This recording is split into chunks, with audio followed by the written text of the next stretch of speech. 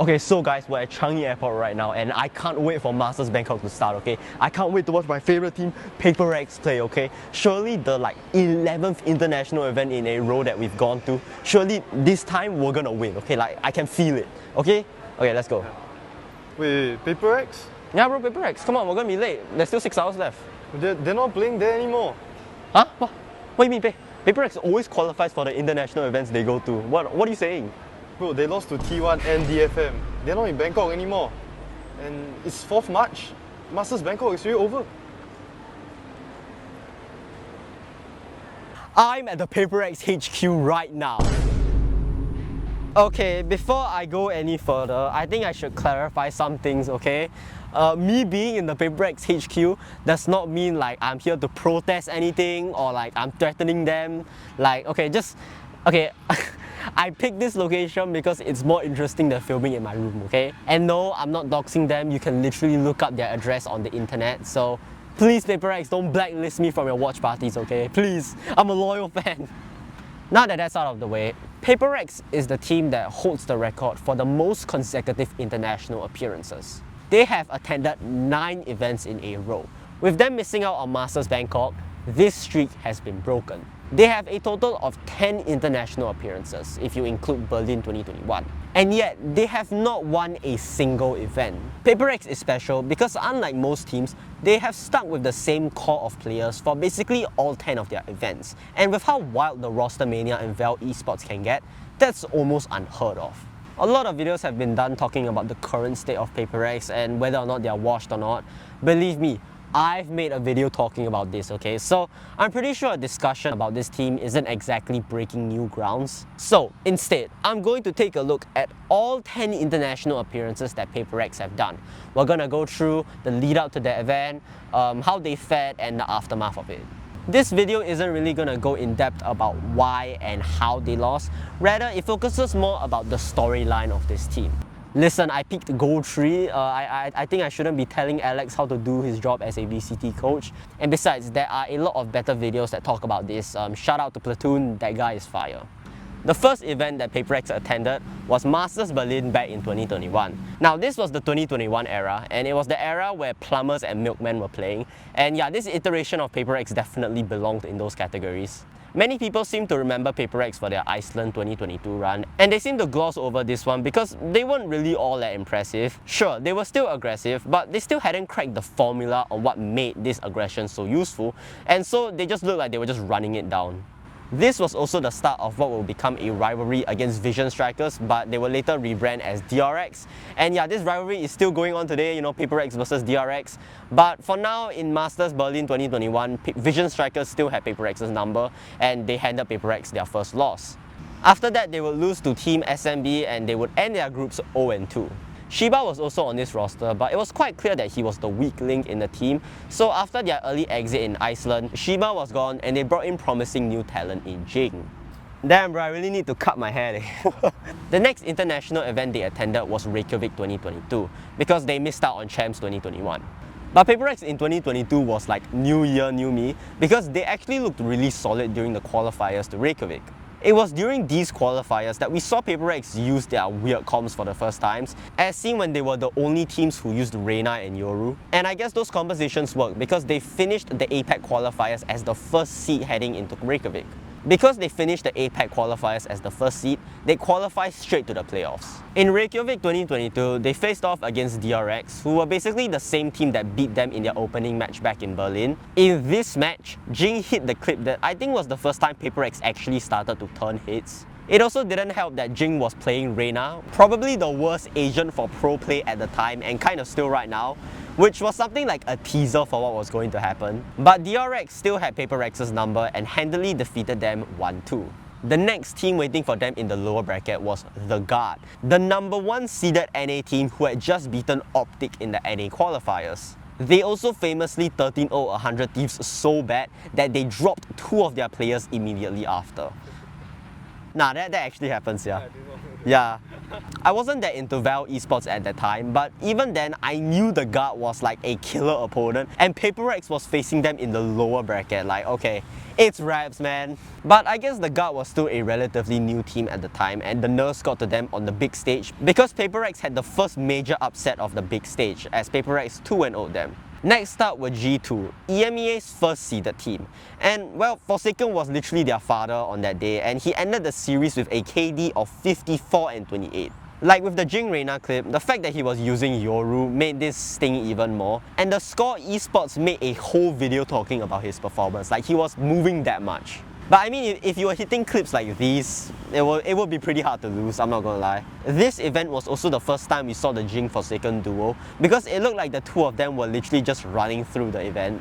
So now PaperX were in the top 4 of an international event. This was the furthest an APAC team had gotten so far, and it looked like PaperX could have gotten further. But their next opponent was just the MC that event in Zeta Division, and so PaperX had to settle for 4th place. This placing really put PaperX on the map, and it was a sign that they were ready for international challenge. They would prove that in the next international event, Masters Copenhagen. This event has become synonymous with PaperX because this was truly their finest hour. This was peak W gaming and the rest of the international stage just was not ready. Their first opponent was Guild Esports, the team who had beaten previous Masters winners Optic in the group stage. But PaperX put Guild on a shirt and 2-0'd them and went on to meet against Fnatic. After Mind Freaky hit this clutch, it was basically over for them. And if that wasn't the case, Jing made damn sure of it after this clinical spray down. Next up was Optic, the NA favourites. This was prime Optic we were talking about, okay? Literally this team was the defending Masters winners of the previous event. And like with the Guard, when I saw this matchup, I thought it was raps for PaperX, okay? Like, bro, they had Ye.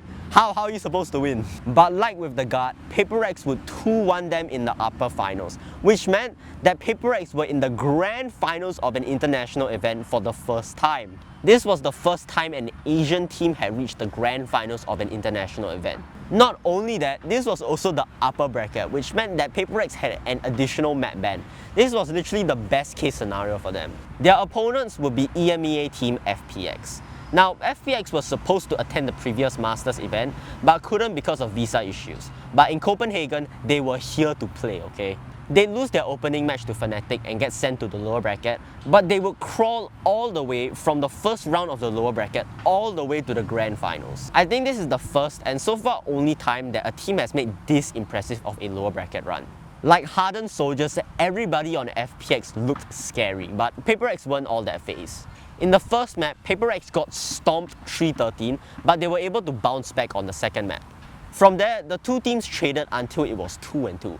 The final map would decide who would lift the Masters Copenhagen trophy. The decider map for who would become Masters winners was Breeze, and PaperX, for some reason, decided to pull out this monstrosity of a comp. To be fair, PaperX hadn't played Breeze before this event as it had been banned or picked or not been picked. But I don't know, man, it looked like PaperX just looked at the traditional compositions of this map and decided to do the complete opposite. They had no Sentinel, no Viper, like bruh, it was hype and established PaperX as like this brand, as like wow, W gaming, weird comps and all. But I don't know, looking back, I feel like it's a bit wasted lah. So yeah, PaperX will go on to lose Breeze and the trophy, but this accomplishment was something you could not be mad at, okay? The first Asian team at the time to make it to grand finals was crazy. Unlike in 2021, PaperX had enough circuit points that they qualified directly to Champions 2022. Being the runner-ups to Copenhagen, they were naturally heavy favourites. PaperX were placed in a group of Team Liquid, Leviathan and Edward Gaming. After beating EDG, they lost to Lev and were up against LCQ winner Team Liquid. This match decided who would go to playoffs and who would go home. But Team Liquid and Scream just decided to lock in that set and just demolished PaperX, and so PaperX 2022 season would come to an end. Also, I wasn't there at that time, but apparently there was like a single Team Liquid fan at the watch party for that game, and he was like the only guy popping off in a room filled with PaperX fans. And yeah, safe to say he wasn't the most popular guy. I think it definitely felt like a bit of a disappointment, especially when you consider that the 3 other finalists for 2022 would finish as the top 4 of that event. But honestly, it was far from the end of the world for PaperX, especially if you consider 2022 to be their breakout year. Because boom, new franchise system, new year, 2023 is here. In my humble opinion, 2023 was honestly peak Paper X. For me, it was the first time I attended their watch parties. In fact, I attended their first ever Pacific League match where they won against DFM. Wow, it just had to be DFM. But I'm getting ahead of myself because the first event of 2023 was the furthest thing you could call peak, especially if you were a Paper X fan. What was that event? Lock-in. This tournament had 32 teams participating, likely the most teams that will participate at a Tier 1 event ever because Riot invited all the franchise teams plus 2 Chinese teams to herald the start of the franchise year. 32 teams will naturally be a logistical nightmare, so Riot had to cut some corners. Those corners was that this would be a single elimination tournament. One loss and you're out. The start of 2023 was also marked with a crazy roster mania as teams scrambled to prepare for the franchise era, but Paper X was one of the few teams that made no changes transitioning from 2022 to 2023. They must have thought that their 2022 Champions run was a fluke and that this team still worked fine.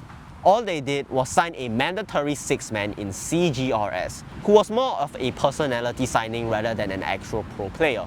More on him later. Well, out of the 31 teams that they could have faced, Paper X was drawn to fight against a C9, who at the time just signed the best NA duelist player hot off his prime, Ye. Nah, not tens bro, fuck.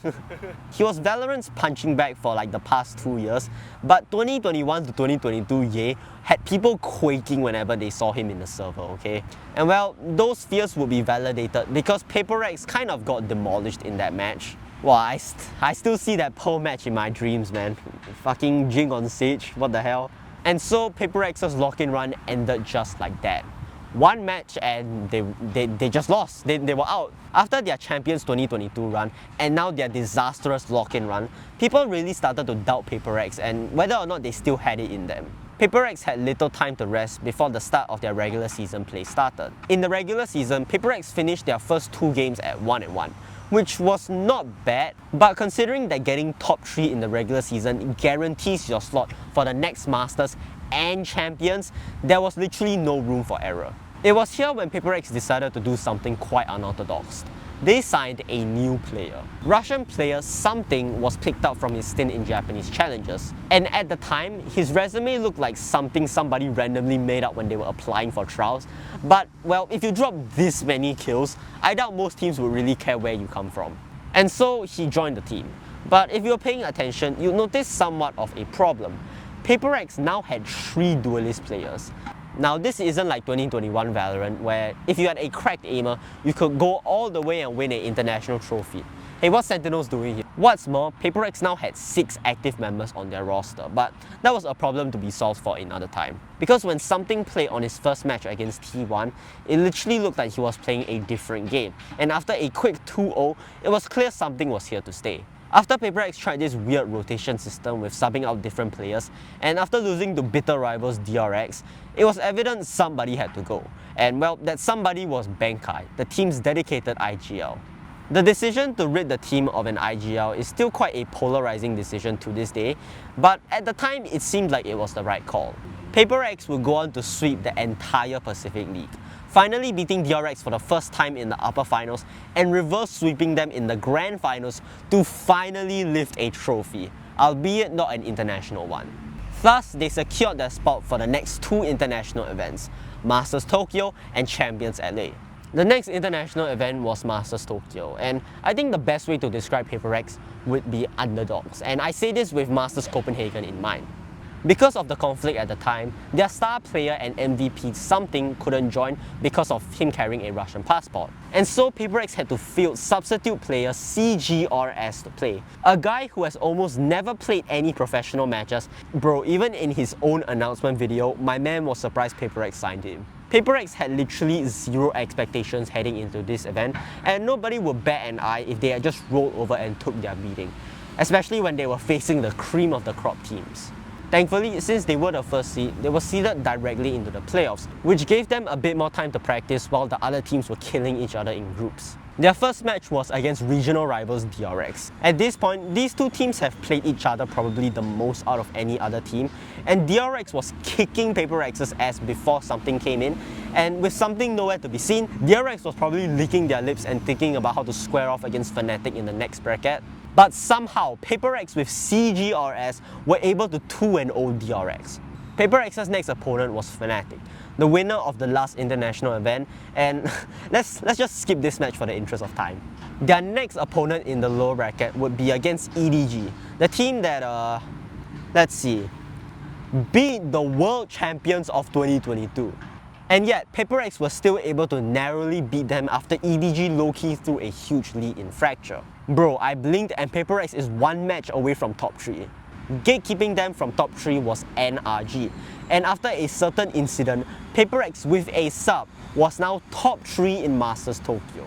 Unfortunately, their run would come to an end after they faced off against Evil Geniuses, thus they ended Tokyo in 3rd place. Low-key in this event, it felt like Jing and Forsaken had to put in double the effort they usually put, and I am of the opinion that if either one of them was missing instead of something, Paper X wouldn't have made it this far, but that's a discussion for another day. To end the 2023 season, next up was Champions Los Angeles. And this time, something was able to attend, and Paper X were at their full strength. Paper X easily breezed through their group matches and their first playoff match against Foot. Along with Evil Geniuses, Paper X genuinely looked like the strongest team there. They only found trouble against their next match against Loud. This was actually the first time that these two premier teams had faced off against one another. I remember being at their watch party for that match at 3 AM, and it was so worth it. After a nail-biter of a first map and Jing getting an ace at 1 HP, with Paper X barely getting the edge, Les had possibly one of the greatest games of his careers on the second map of Split. He went 24-7 and ended the game at 13-2. But Paper X, thankfully, were able to close the last map out. Now, in the upper finals, Evil Geniuses was what separated them from Grand Finals. This whole series went back and forth, with both teams hitting legacy-worthy clips, Com with his famous lurk around the world on Ascent, and Forsaken hitting the clutch Odin play to bring the map to overtime on Pearl. Alas, Paper X were able to bring it home, and we were in the Grand Finals of an international event yet again. This time, the trophy felt so tantalizingly close. Their opponents will be Evil Geniuses, yet again for the rematch. We'd also get the rematch of Demon 1 and something again, and on the first map of Split, Paper X will be up 4 rounds, but EG clawed back to bring it to 10-13. On Split, Com legit was the boogeyman of clutches, and this guy was pulling rounds out of his ass. But after something hit this insane flick, it was enough for Paper X to bring it home 13-11. The third map of Bind, however, I think is where the timelines converge on whether or not Paper X lifted a trophy or not.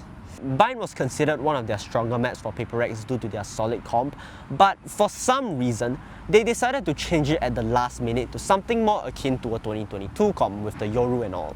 I heard that it was because of a scrim that made Paper X uncomfortable to play it, or maybe it was because EG had played against this comp, but I don't know, Paper X just looked lost on that map. And so EG was now up 2-1, and they were one map away from lifting the Champions Trophy. From there, the fourth map of Lotus was much closer, but after something missed this dash on match point, it was Drover from there, man. So yeah, Paper X would lose the Grand Finals to Evil Geniuses. Unlike last year's Grand Finals, this finish felt so crushing. It probably didn't help that at the time, this looked to be Jing's final match as he had to serve for his mandatory national service. Ending the year without a trophy lift felt like such a waste, but what to do lah. That was how Paper X ended their 2023 season. Now we enter 2024. Unlike 2023, the tournament that started the year was the regional kickoff tournaments that decided which teams would qualify for Masters Madrid. But this time was different because, like we established earlier, Jing was gone, and so Monyet from Global Esports was brought in to replace him. A bit of a side note, but looking back, it's insane that Global Esports had both Texture and Monyet on that roster. But anyways, yeah. Of course, there were doubters at that time, like me, who were unsure whether or not Monyet could live up to Jing's expectations. But for the most part, Monyet was able to do just that. It also helped that he could also play smokes if needed, which was a nice little bonus. Foreshadowing to come.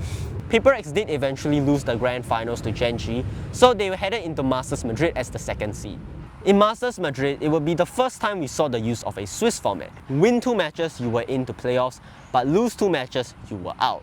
Their first map was against EDG, and on the first map of Sunset, it was one of the rare times where you saw a Paper Rex comp without any duelists, and they were able to win that map. So, new era of Paper Rex, what? And then 2 maps later on Split, Paper Rex were running 3 duelists, so I guess I was wrong. Oh yeah, they also went on to lose that series, so Forsaken did hit what was probably the clip of his life, you know, that 1v5 ace. But nonetheless, Paper Rex were 1 game away from elimination. The next game was against Team Heretics with a revamped roster that included Benji Fishy. I'm mentioning Benji Fishy because he was antagonizing Paper Rex both in-game and out. I'm pretty sure Paper Rex were getting less flashbacks on Split, but they were able to shut Benji Fishy up and win the series. From there, they qualified to the playoffs after beating Carmine Core. In the playoffs, they get beaten by Gen.G in the first round, which maybe was a message that Gen.G was replacing DRX as their new Korean rivals. Now in the lower bracket, they 2-0 a loud team that somehow got here, but would lose to Sentinels in the lower finals. Fun fact, Paper Rex has not won a best of 5 at an international event. But anyways, Paper Rex finished the event at a respectable top 3. Not bad. After it looked like Monyet was getting comfortable in the team, boom! Somehow Jing returned. Somehow Palpatine returned. And so, bye-bye Monyet and hello 2023 Paper Rex again. And you know the saying, if it ain't broke, don't fix? Well, Paper Rex would go on to win Stage 1 overall, even beating Gen.G twice, which solidified that Paper Rex was back in form. Being the first seed also had its perks because not only can you entirely skip the initial Swiss stage, you even got to pick your first opponents, which was a first for the VCT format. It was really clear that Paper Rex looked like the best team heading into Shanghai, but could they live up to their expectation? By the time Paper Rex got to play in Shanghai, they had 4 teams to choose to determine who would be their playoff opponents. Now, with the benefit of hindsight, it's easy to clown on them now, but here's the thing. They had Gen.G, Team Heretics, G2, and Foot to choose from. Despite beating them regionally, I know for a fact no team, including Paper Rex, would want to play against Gen.G. So there's that. Heretics also, despite playing with a sub, they still looked scary as hell. So it was a toss-up between Foot or G2. Paper Rex picked G2. On the first map, Paper Rex got a 11-0 lead, finishing the first map at 13-7. Afterwards, however, G2 just pulled a Mahoraga and just started reading Paper Rex like a book. IC was low-key straight diffing Jing on race until the score ended 1-2. For being possibly the highest rated team going into Shanghai, losing your first game was not a good look, especially losing it this way. Don't worry though, Paper Rex will get their revenge on EDG in the lower bracket run before ending up against 100 Thieves. Wow, this match, where do I even begin with Paper Rex versus 100 Thieves? This was possibly the series where the most amount of throwing occurred, and somehow the last map was brought to OT. It looked like each member of Paper Rex was seeing who could throw the most without the VCT admins lodging an investigation. This series also kind of exposed Paper Rex as still a team that is very undisciplined, and 100 Thieves were able to punish that. Going to be honest, when I first saw this match, I was not optimistic about this team's future, especially with Champions right around the corner. Oh yeah, by the way, Gen.G won Masters Shanghai, not Shanghai, bro. Why do I keep pronouncing like a foreigner? Shanghai. Which meant that Gen.G would become the first Asian team to win an international event. Which kind of stung since I think every Paper Rex fan hoped that their team would have that honor, but whatever, a Champions trophy is better anyways, right? Well, before that, it was time for Stage 2, and it looked like Paper Rex learned most of their mistakes because they went undefeated for the rest of the regular season play, which basically secured their spot at Champions even without playoffs. The two main problems to the build-up of Champions were Jing's weak Asian pool and their shallow map pool, which they were trying their best to fix. When the groups for Champions 2024 were drawn, Paper Rex got into a group of G2, EDG, and Foot, which basically was a repeat of Shanghai, whatever. Paper Rex would go against G2 in the rematch, and yeah, there was a change compared to last time. Instead of Paper Rex getting 1 and 2, they get 0 and 2. It just looked like G2 completely countered Paper Rex, and we had just no answer for them. Now being 0 and 1 in groups, surely this wouldn't be like Champions 2022, right? After beating Foot 2 and 0, we would be getting the, what is this, like 6th time EDG and Paper Rex have faced off? So yeah, EDG versus Paper Rex, whoever wins goes to playoffs and whoever loses gets grouped in Champions 2024. First map, absolute domination on the side of Paper Rex, 3-13. The second map, first half was pretty even until EDG got almost 7 straight rounds in the second half and won the whole thing. On the last map of Lotus, surely too difficult of a situation for Smoggy, even with how well he's been playing. There's no time. There's 15 seconds. This time pressure could just spell defeat.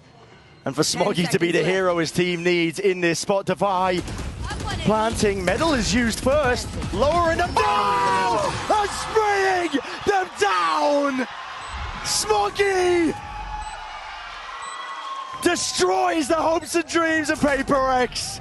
And so, what happened to Paper Rex in 2025? Well, during the off-season, they would win the Radiant Asia International, which had a decent gauntlet of teams they won against, most of which were still from the APAC region though. This was also the first event where we saw Jing actually play Sentinel.